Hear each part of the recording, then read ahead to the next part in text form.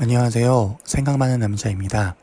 오늘은 기독교 신학의 출발점에 대해서 생각해 보려고 합니다. 일상에서 우리들이 체념적으로 하는 말이 있습니다.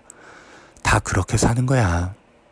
그런데 이 말은 기독교의 핵심적인 신앙 고백인 예수는 주와 동시에 사용되어서는 안 되는 말입니다. 세상 모두가 그렇게 살 때 그렇게 살지 않는 삶이 예수를 따르는 삶이기 때문입니다. 한국 기독교가 개독교가 된 이유는 간단합니다. 예수는 주라고 외치면서 다 그렇게 사는 삶을 살기 때문이죠.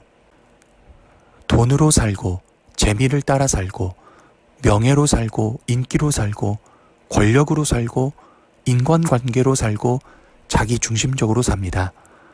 그러니 개독교가 된 것이죠. 사실 다 그렇게 사는 거야로 산다면 아무리 입으로 예수는 주라고 고백하고 선포해도 성경에서 이야기하는 천국엔 들어갈 수 없습니다. 무슨 소리예요? 하나님은 우리의 연약함과 부족함을 있는 그대로 품어주시는 분이십니다. 라고 말씀하실지 모르겠습니다. 구원은 믿음으로 얻는 것이지 행함으로 얻는 게 아니에요. 라는 생각이 드실지도 모르겠습니다. 그런데 그 말의 의미를 제대로 생각해 봐야 합니다. 내 모습 이대로 봐두옵소서라는 신앙 고백은 변화의 가능성과 출발점이 모두에게 열려 있다는 뜻이지 변화되지 않음을 정당화하기 위한 말이 아닙니다. 또한 구원은 믿음으로 얻는다는 말은 구원이란 행위의 주체가 하나님이란 말이지 게으름을 정당화하기 위한 말이 아닙니다. 진리를 파악하지 않은 율법의 행함, 형식적이고 기계적이고 보수화된 행함이 문제인 것이지 행함 자체가 문제인 것은 아닌 것이죠. 그렇기에 어떤 점에선 다 그렇게 사는 거야 라는 방식으로 살 것이라면 기독교 신앙을 포기하는 게 낫습니다. 그것이 기독교 자체를 덜 욕먹게 하는 길이고 본인 또한 에너지 낭비를 안 하는 길이기 때문이죠. 그러나 그렇게 사는 것에서 뭔가 답답함을 느낀다면 뭔가 더 나은 삶이 있고 더 숭고한 어떤 것을 따라야 한다는 마음이 든다면 그렇다면 예수는 주를 외치십시오.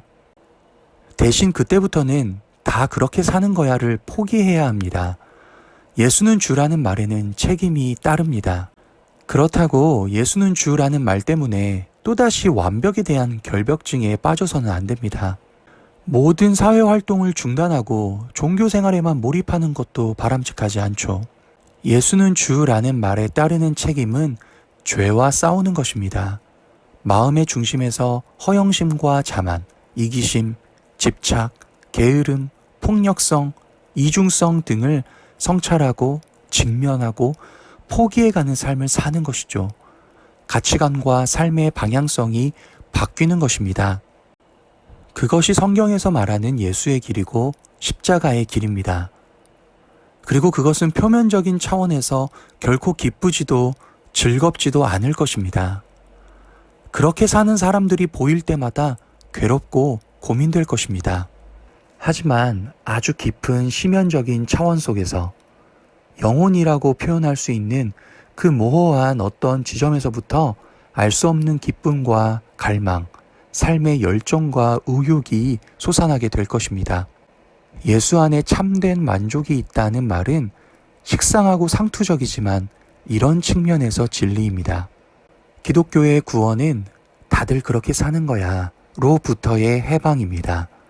천국은 다들 그렇게 사는 삶의 끝에서부터 시작되죠. 바램의 달성 이후 찾아오는 공허함, 쾌락의 끝에 찾아오는 찝찝함, 반복되는 일상 속에 드러나는 권태감 등을 느낀다면 그때가 바로 예수는 주라고 고백할 수 있는 시기입니다. 물론 그것들을 느꼈다고 무조건 믿음을 갖게 된다는 말은 아닙니다. 적어도 그때가 결단의 타이밍이라는 것이죠. 이 결단의 타이밍은 항상 찾아오지만 그렇다고 인위적으로 조성할 수 있는 것은 아닙니다. 그래서 구원은 하나님의 은총이고 믿음은 하나님의 선물인 것이죠. 이런 기독교 신앙의 출발점을 직시한다면 좀 더 건강한 믿음을 세워갈 수 있다고 생각합니다. 감사합니다. 생각 많은 남자의 생각이 도움이 되셨다면 구독과 좋아요를 부탁드립니다.